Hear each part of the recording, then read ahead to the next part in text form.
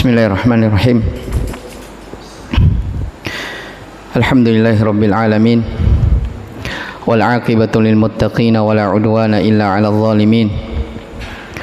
Wa asyhadu an la ilaha illallah wahdahu la syarikalah.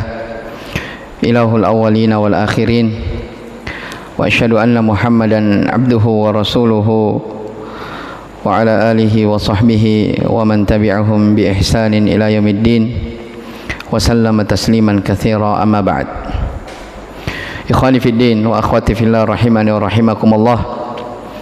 Alhamdulillah, di malam hari ini kita kembali melanjutkan dari kajian rutin kita, membaca dari kitab atau risalah yang berjudul Sittatul Mawadhi' Minas Sirah, 6 pelajaran penting dari kisah hidup atau perjalanan hidup Rasulullah sallallahu alaihi wasallam, ya, yang ditulis oleh Imamul Mujaddid Muhammad ibn Sulaiman At-Tamimi An-Najdi rahimahullahu taala.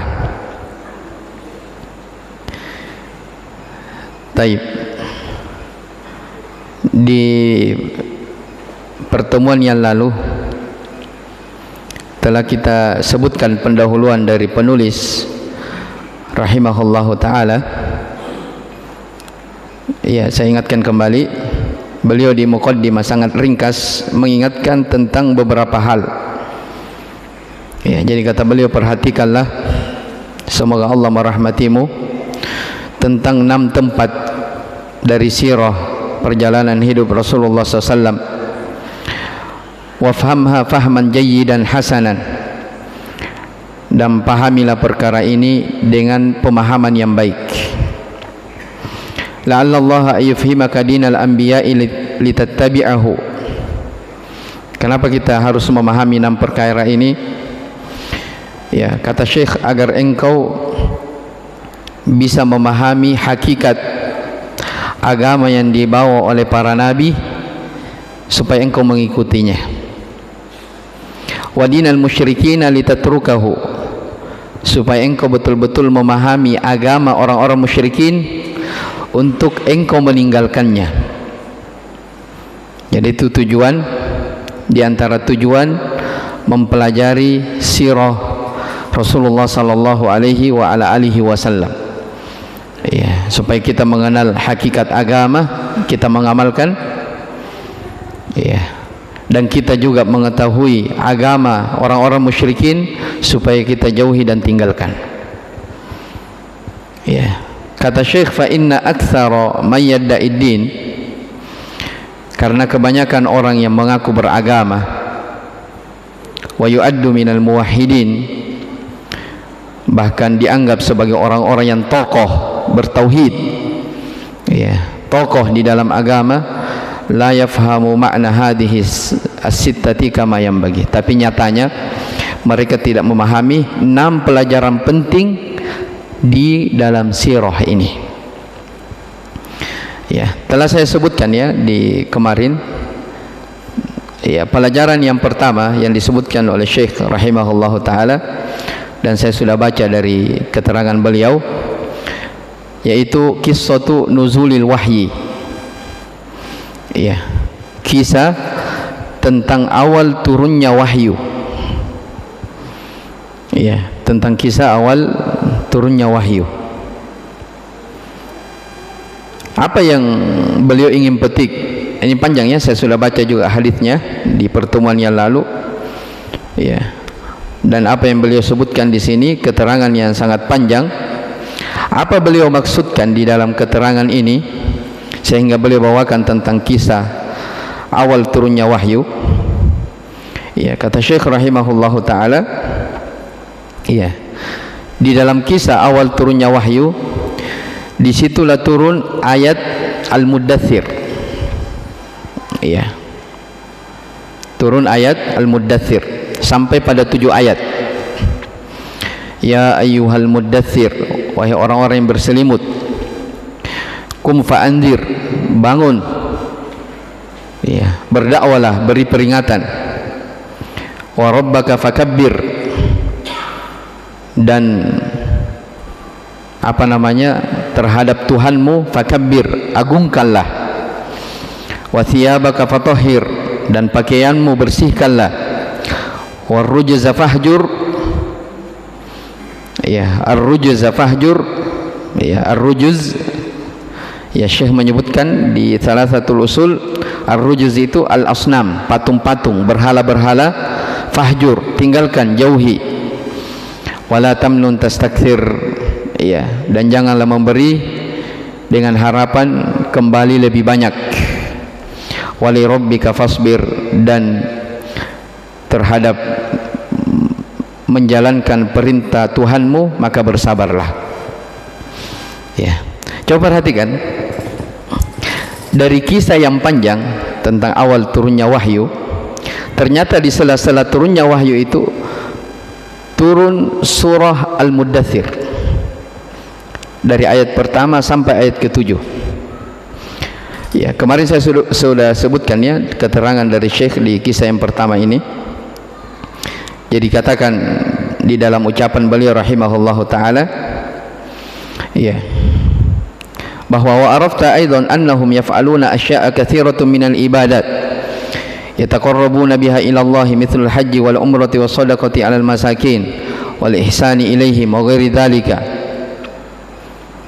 Ya, engkau telah mengetahui, ya, bahkan sebelumnya dikatakan ya'rifuna annaha minadh dhulmi wal 'udwan mithlu zina wa ghairihi. Ya, orang-orang musyrikin dahulu, ya, di awal-awal turunnya wahyu ini mereka banyak melakukan aktivitas. Ya, orang-orang musyrikin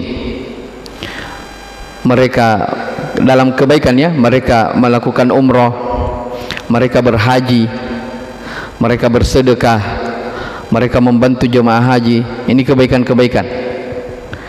Pelanggaran-pelanggaran ada juga, zina, riba, khamar, melakukan kezaliman, dan berbagai macam pelanggaran. Tapi pelanggaran yang terbesar yang orang-orang musyrikin dahulu melakukannya adalah kesyirikan. Ya, adalah kesyirikan karena mereka menyembah berhala. Di Mekah di waktu itu mereka memiliki 360-an berhala. Ya, sebagaimana akan kita pelajari nanti di sirah. Berhala yang terbesarnya ada 3, Al-Lata, Al-Uzza, dan Al-Manah. Ya, saking, ya, kalau istilah sekarang, saking viralnya berhala di kota Mekah sampai di dalam Ka'bah itu dibuat apa? Berhala. Terus berlalu waktu.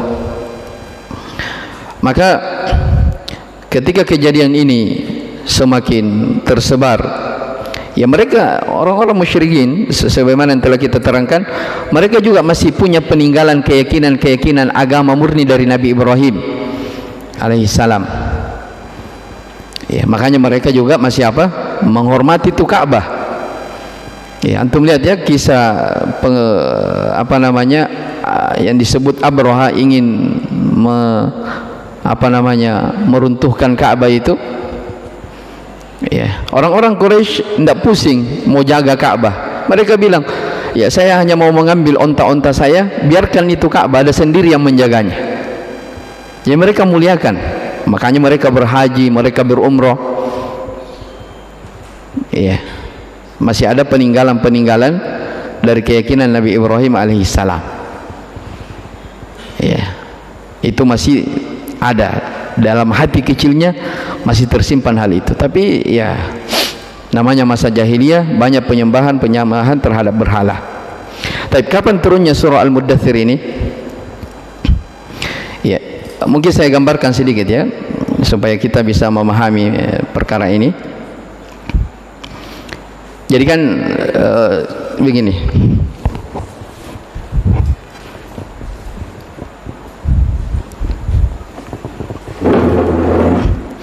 Jadi umur Nabi SAW berapa tahun? 63 tahun.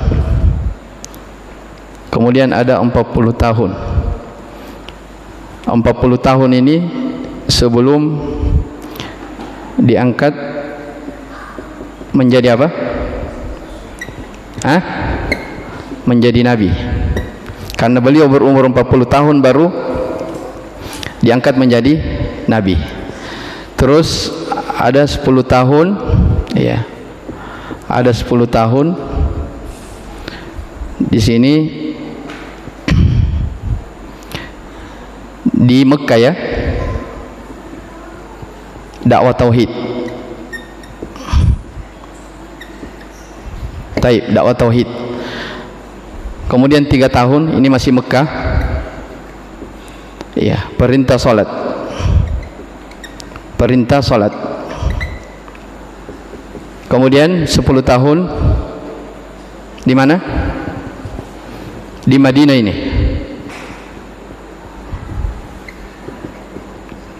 Taib, di Madinah. Coba untuk perhatikan di sini. Ya, jadi Nabi SAW itu mulai menyampaikan risalah di sini. Nabi SAW nanti diangkat menjadi seorang Nabi dan Rasul di umur beliau berapa? 40 tahun. Ya, 40 tahun. Di sini di Madinah, ya. Nanti di sini Nabi SAW baru ada syariat kayak haji, zakat, ya, amar ma'ruf nahi mungkar, jihad, ya. Di 3 tahun ini setelah beliau berdakwah, ya, di sini 10 tahun ini tauhid ini masih di Mekah ini, ya. Nabi SAW berdakwah 10 tahun, tidak ada yang beliau sampaikan kecuali tauhid, tauhid, bahaya kesyirikan, ya. Nanti setelah 10 tahun masuk di tahun ke-11 ini, 11, 12, 13, baru ada perintah kemana? Isra Mi'raj yang diceritakan dalam surah Al-Isra. Subhanalladzi asra bi 'abdihi lailan minal masjidil haram ilal masjidil aqsa. Nabi SAW dijemput oleh Jibril, diperintah berjalan, iya. Kemudian diangkat ke langit menerima dari ibadah solat. Jadi Nabi masih sempat melakukan ibadah solat 3 tahun di mana? Di Mekah. Baru apa namanya? Permusuhan orang-orang musyrikin semakin dahsyat. Setelah permusuhan orang musyrikin semakin dahsyat, dari sini setelah 13 tahun di Mekah, perintah ke mana? Hijrah di sini ke Madinah. Jelas, ya? Sekarang kita bercerita di mana awal turunnya wahyu yang kita sedang bahas sekarang. Ya, awal turunnya wahyu di sini. Jadi ketika Nabi SAW berusia 40 tahun, ya, disebutkan di dalam sirah, ya, umur beliau 40 tahun 6 bulan 12 hari kalau tidak salah ingat. Ya, mulai turun awal kali. Jadi ketika Nabi SAW melihat kondisi kaumnya yang semakin parah, ya, semakin dahsyat di dalam menyembah berhala, ya, semakin jauh dari Allah Subhanahu wa taala, maka Nabi SAW muncul tanda-tanda kenabian. Ya, di antara dari tanda kenabian itu apa namanya? Nabi SAW sering bermimpi dengan mimpi-mimpi yang baik. Ya, sebagaimana yang telah kita ceritakan. Ya, di antaranya juga ada batu di Mekah yang memberi salam kepada Nabi SAW. Setelah kejadian-kejadian, maka Nabi SAW disebutkan di dalam hadis beliau bertahannuts. Tahannuts itu di dalam hadis dijelaskan beribadah, ya, fokus ibadah di malam hari, ya, tepatnya di Gua Hira, ya, di Gua Hira. Selalu Nabi SAW fokus, ya, kalau istilah sekarang beruzlah, ya, berdiam diri, fokus ibadah, tidak berbaur. Bahkan sebagian sahabat mencari Nabi SAW, mereka merasa khawatir karena Nabi SAW itu merupakan sosok yang diincar oleh orang-orang Quraisy di waktu itu. Dan ternyata beliau di Gua Hira.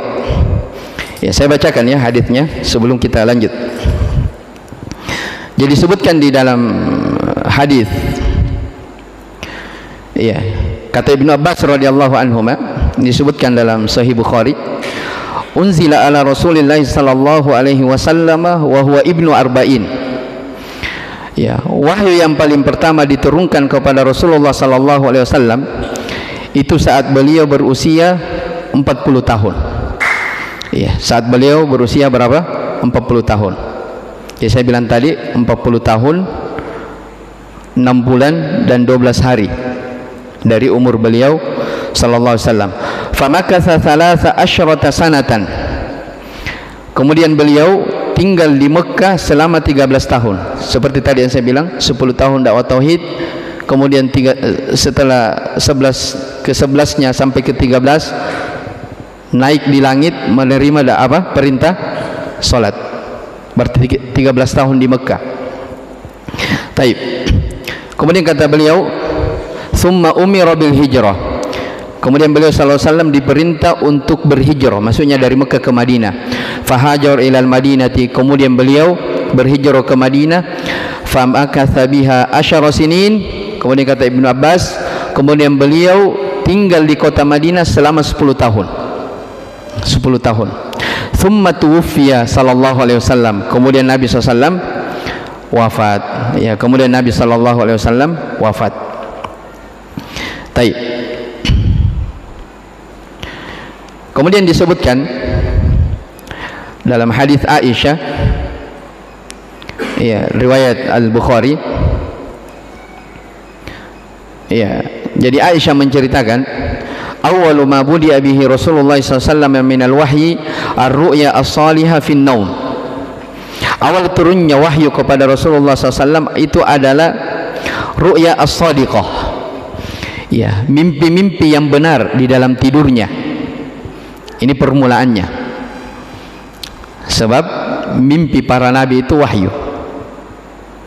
Ya, kata Nabi SAW dalam hadis riwayat Muslim, ar-ru'ya as-salihatu juz'un min 46 juz'an minan nubuwah. Iya, mimpi yang benar itu adalah salah satu dari 46 tanda dari tanda-tanda kenabian. Itu hadis, ya. Makanya sebagian orang salah paham tentang hadis ini. Ada orang kalau kiainya atau ustadznya mimpi, dia bilang, "Oh, ini ada ajaran baru." Ya, padahal enggak. Hadis ini berkaitan tentang siapa? Nabi sallallahu alaihi wa ala alihi wasallam. Taib, ini awal terjadinya awal turunnya wahyu. Fakana la yara ru'ya illa ja'at mithla falaki subhi. Iya. Dan tidaklah beliau bermimpi kecuali datangnya seperti cahaya-cahaya subuh. Thumma hubbiba ilaihi al-khala'a wa kana yakhlu bi ghahira. Kemudian beliau SAW selalu ingin menyendiri. Maka Nabi SAW pun memilih untuk menyendiri, ya, ini istilah tadi at-tahannuts, menyendiri di Gua Hira. Ya, tahannuts menyendiri yaitu melakukan ibadah-ibadah. Ya, wallahu alam, ya, tidak disebutkan ibadah apa yang beliau kerjakan, yang jelas dikatakan bertahannuts dalam hadis. Dan itu terjadi selama beberapa hari. Taib. Setelah itu, ya, kemudian Nabi SAW kembali kepada keluarganya, ya, tentunya kepada Khadijah, sebab istri pertama beliau adalah Khadijah radhiyallahu anha. Kemudian beliau kembali kepada keluarganya untuk mempersiapkan bekal. Kemudian setelah itu beliau kembali bertahannuts lagi, ya.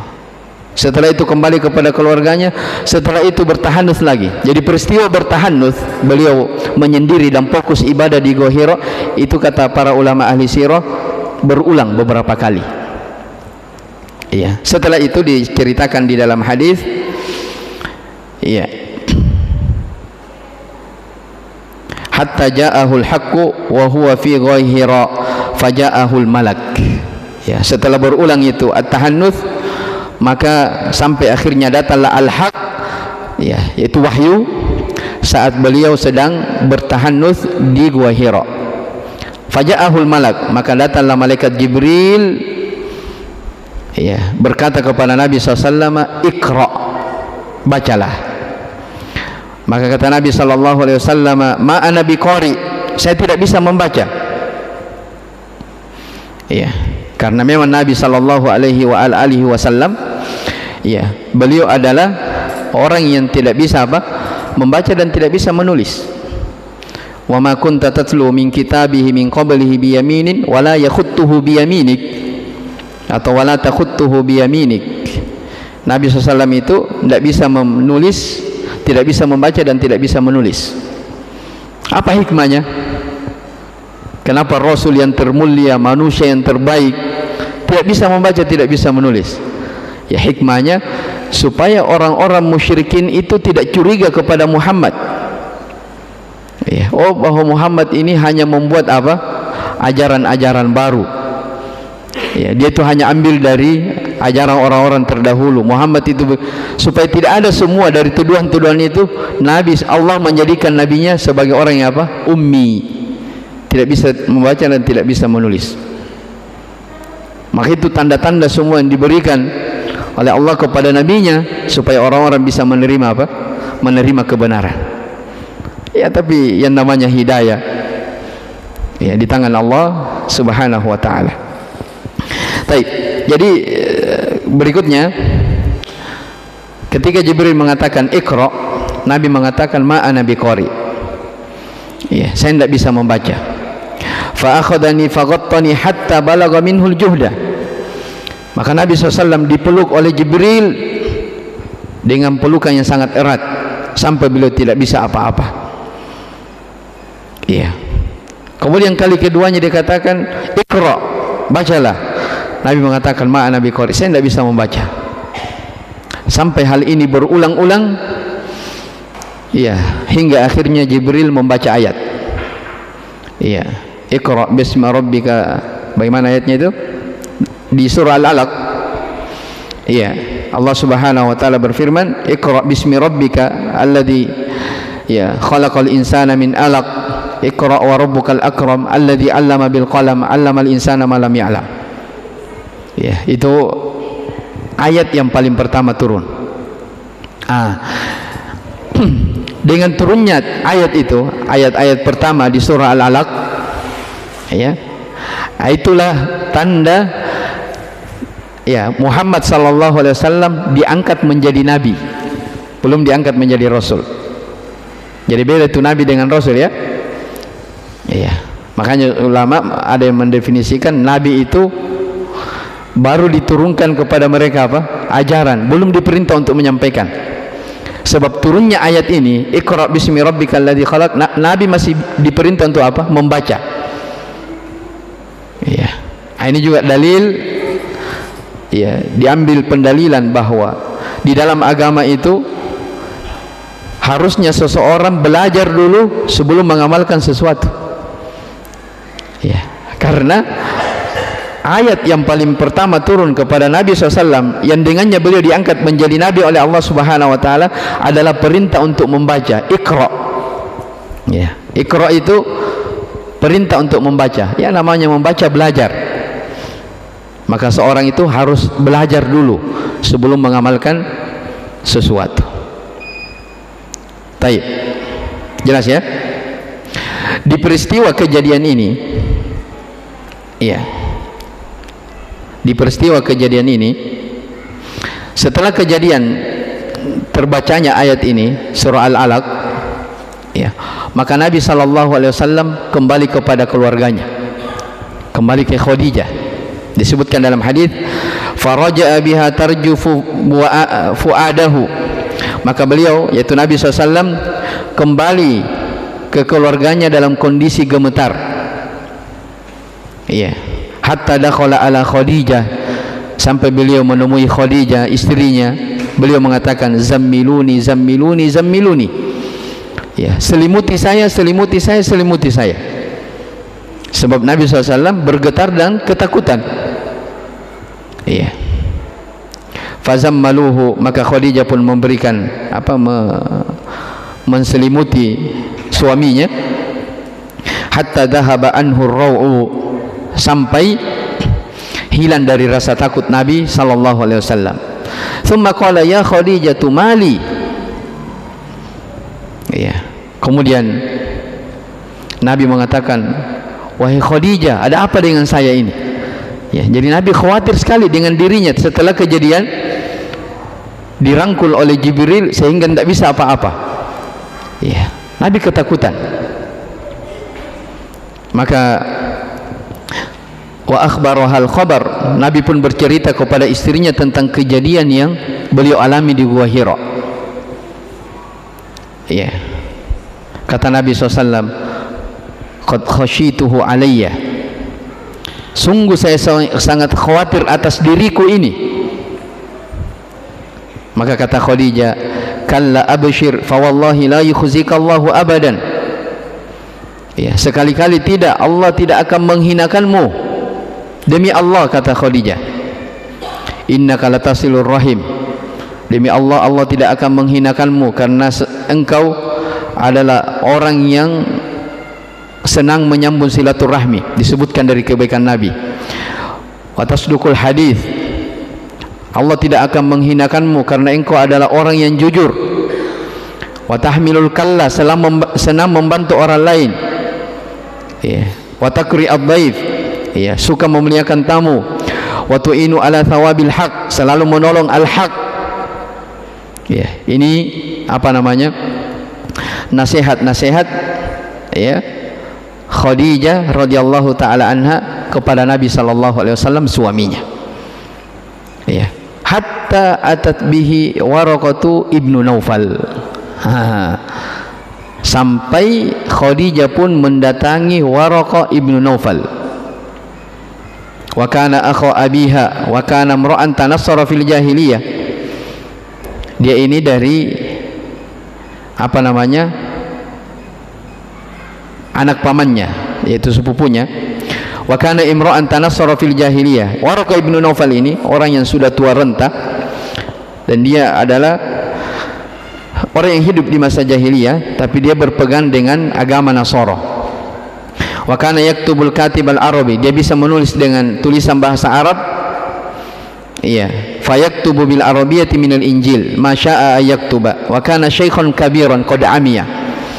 Ya, Waraqah ibnu Naufal ini adalah orang yang sudah tua renta, sudah buta lagi. Faqalat lahu Khadijah, maka Khadijah bertanya kepada Waraqah bin Naufal, ya ammi isma min ibni akhika. Ya, dalam riwayat lain dikatakan, wahai anak paman, dengarkanlah dari, ya, ibni akhika, dari anak saudaramu ini, maksudnya Nabi Muhammad sallallahu alaihi wa ala alihi wasallam.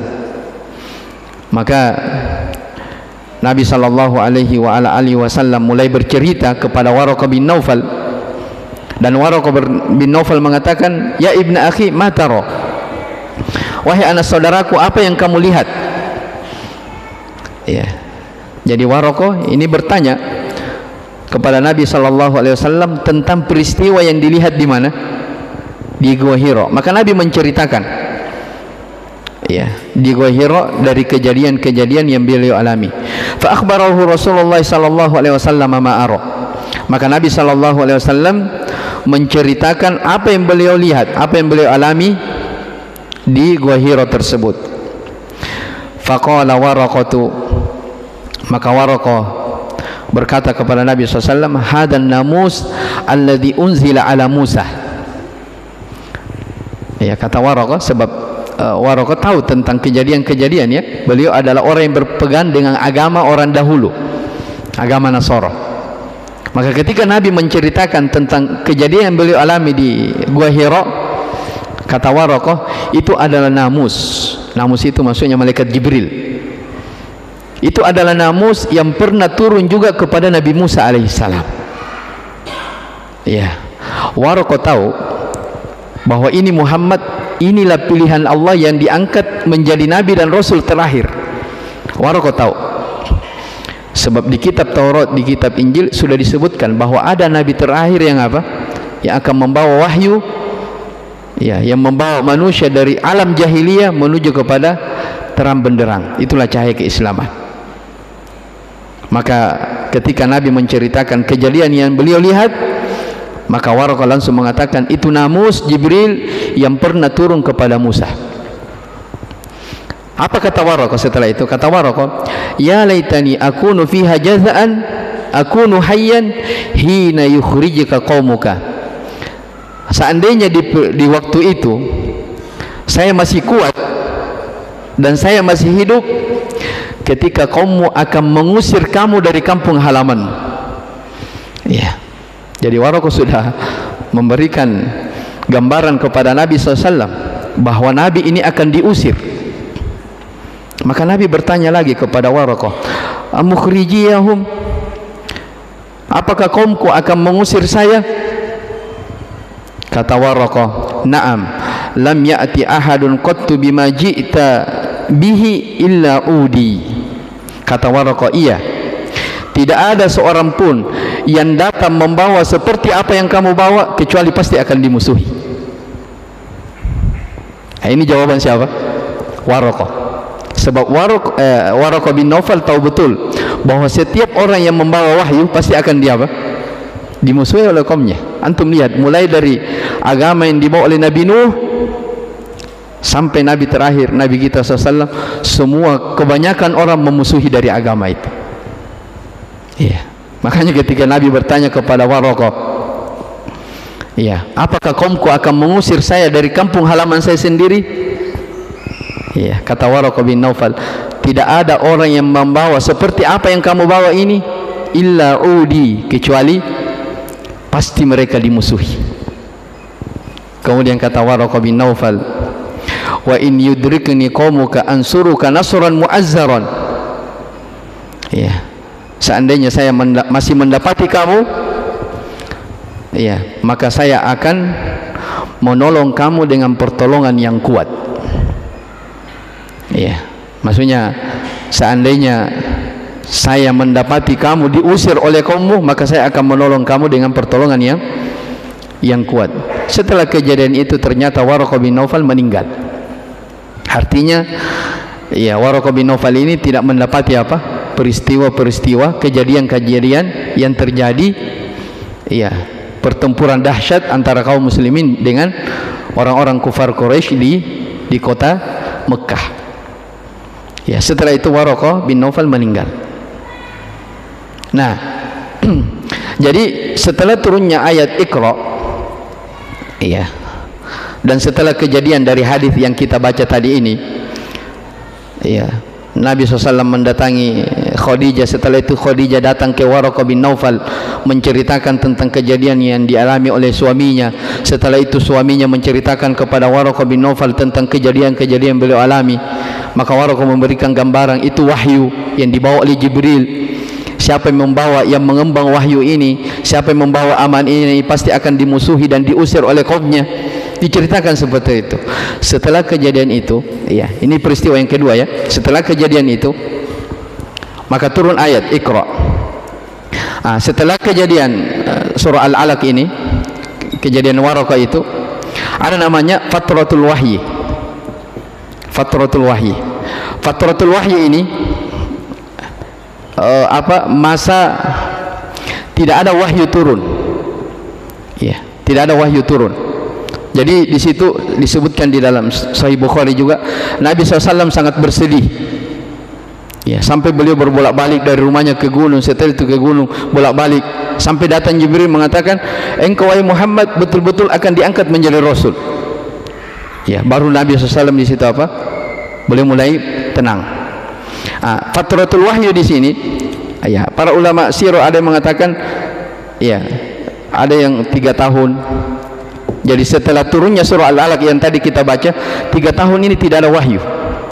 Ya, ada ulama yang mengatakan 2 tahun setengah. Ya, sebagai ulama ada yang mengatakan beberapa hari saja. Ya. Setelah Fatratul Wahyi, ya, tidak ada wahyu turun. Setelah kejadian ini mulailah turun ayat Al-Mudaththir. Itu ayat yang kedua, ya, surah Al-Mudaththir. Surah Al-Mudaththir yang disebutkan oleh Syekh di sini pembahasan kita, ya,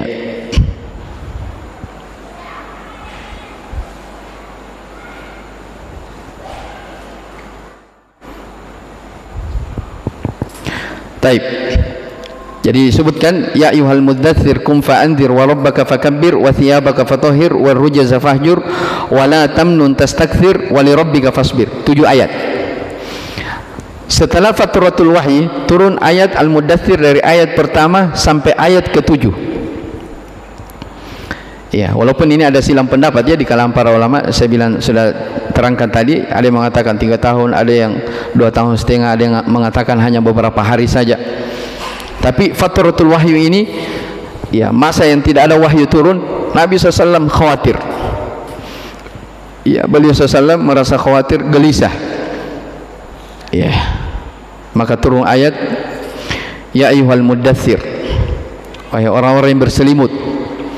Ya, Nabi kan merasa takut. Ya, hadis tadi yang kita baca, zammiluni zammiluni, selimuti saya, selimuti saya. Ya, di kondisi Nabi SAW seperti itu, turun ayat, ya ayyuhal muddathir, wahai orang-orang yang berselimut, kum fa'anzir, berdiri beri peringatan. Nah, di sini mulai Nabi SAW diperintah untuk apa? Berdakwah. Iya.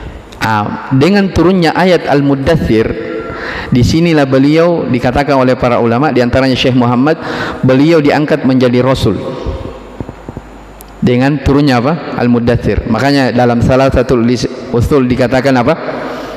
Kata Syekh Muhammad bin Abdul Wahhab dalam kitab salah satu usulnya, nubbi'a bi Iqra wa ursila bil Muddathir.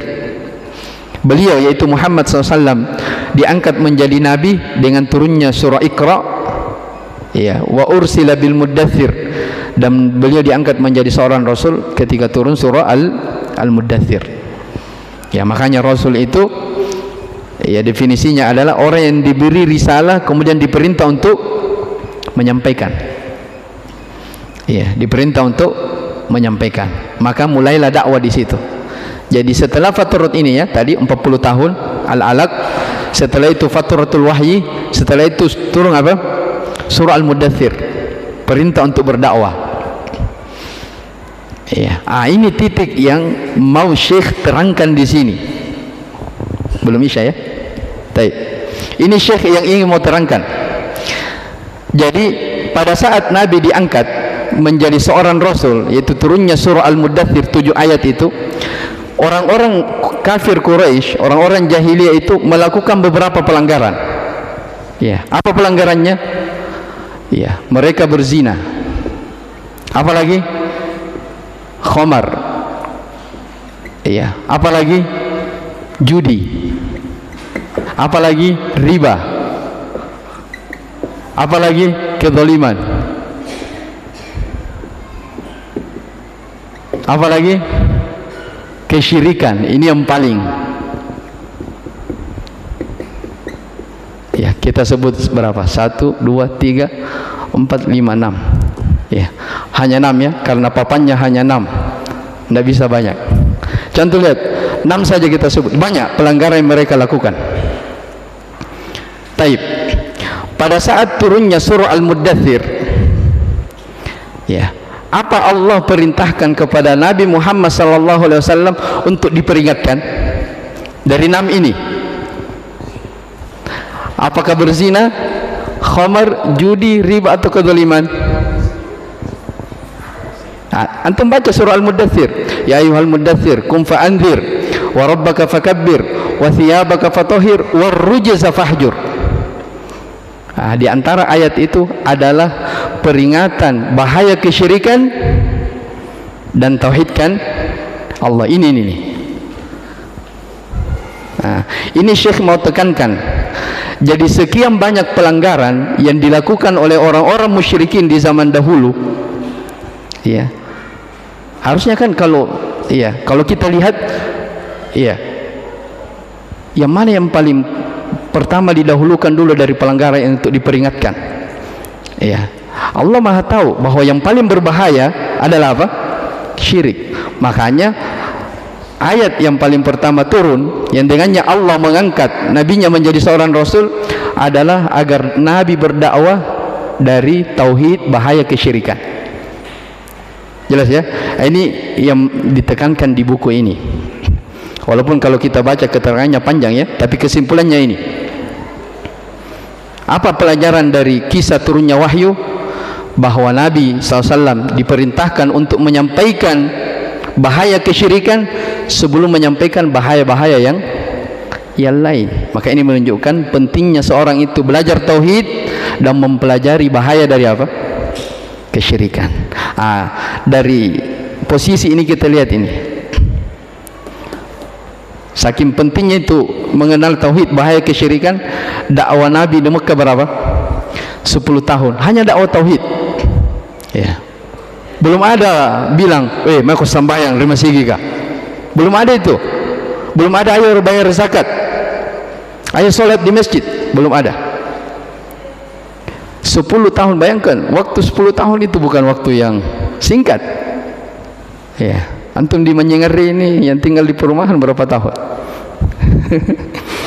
Ya. 10 tahun berdakwah di Mekah tauhid, belum ada sholat, belum. Ya. Makanya ikhwani wa akhwati rahimani wa rahimakumullah, kalau ada orang mengaku mengikuti dakwahnya para nabi tapi awal dakwahnya bukan tauhid, itu dusta. Ya. Kalau mau mulai perbaikan dengan dakwah, mulai dengan dakwah tauhid. Ya, kalau hanya bilang sholat, ya kita bukan meremehkan sholat, tidak. Tapi kalau mengaku mengikuti dakwahnya para nabi dan rasul, tapi ada yang lebih prioritas daripada selain ini, ini hati-hati. Itu bukan dakwahnya para nabi dan rasul. Sebab kalau ini cacat, iya, tidak bisa baik haji, zakat, sholat dan lain-lainnya. Jelas ya? Baik, setelah 10 tahun ini, di tahun ke-11 baru ini ada peristiwa Isra Mi'raj, perintah Nabi SAW untuk menerima apa? Ibadah salat di atas langit. Ya, di Sidratul Muntaha. Ini juga menunjukkan apa? Agungnya ibadah salat. Kenapa? Karena setelah tauhid, perintah untuk mengerjakan apa? Salat. Dan di antara keagungan ibadah salat adalah ibadah yang diterima oleh Allah langsung di atas langit. Beda dengan syariat-syariat lain, haji, zakat dan selainnya. Nabi SAW hanya diperintah untuk menerimanya di mana? Di muka bumi melalui perantara siapa? Jibril. Tapi ibadah solat tidak. Nabi sendiri yang langsung diperintah naik di langit untuk menerima dari apa? Kewajiban solat. Jelas ini ya? Ya, seperti inilah gambaran ringkas dari apa yang kita mau uraikan terkait tentang apa? Kisah awal turunnya wahyu. Iya, dan masih ada yang kita mau terangkan terkait tentang nasab Nabi SAW, bagaimana dari kemuliaan nasab beliau sallallahu alaihi wasallam, yang beliau ini dari keturunan Nabi Ibrahim alaihissalam. Ya, mungkin di pekan depan, karena kita memang belajar sirah ya. Belajar sirah itu mesti memang digambarkan supaya ada gambaran-gambaran. Iya, bagaimana dari perjalanan hidup yang mulia Nabi kita sallallahu alaihi wasallam. Tapi insyaallah taala kita akan lanjut kajian ini di pertemuan yang akan datang biidznillah taala. Tayyib, wallahu alam. Subhanakallah bihamdik, asyhadu an la ilaha illa anta astaghfiruka wa atubu ilaik. Alhamdulillahirabbil alamin.